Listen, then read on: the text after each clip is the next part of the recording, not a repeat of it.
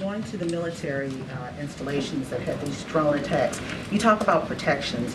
What are the protections that you can tell us about that you're, seriously, I mean, because for the United States to have military bases attacked and then military personnel injured, Yeah. is there also a concern that these attacks can spread beyond Syria and Iraq and here and anywhere else in the world?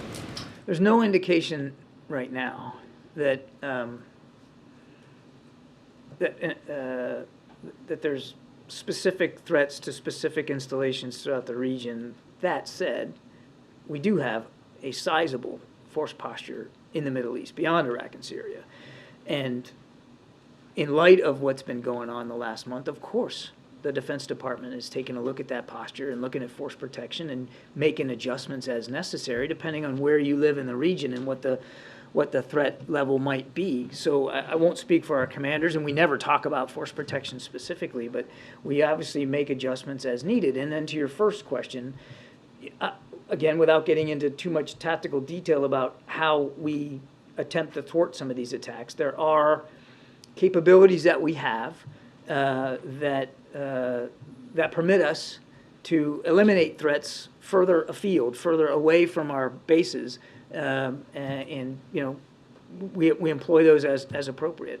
But that doesn't mean, and we've seen in just the recent weeks, that occasionally attack could get through and get close to a base or even land on a base.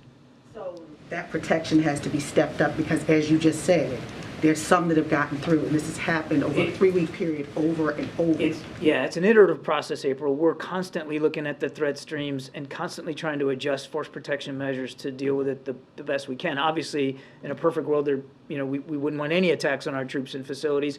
The next near perfect world is that you can eliminate these threats before, what was you say, left of launch, right? Before they're launched, and if you can't do that, then as far away from your people as possible. It's called layered defense, air and missile defense, and the Defense Department is constantly evaluating what that looks like.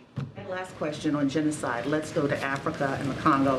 What is the White House doing, or national security or state doing about this genocide that's happening in the DRC? I'll tell you, I'm going to take your question because I don't have a lot of context for you on that today. I'll take the question and we'll get something back to you. But obviously, we're in close touch with African partners across the continent and mindful of a range of these kinds of security threats. And certainly, we don't want to see anybody subjected to genocidal intentions or actions by any group. But let me get back to you with more specifics. Anita, thank you so much.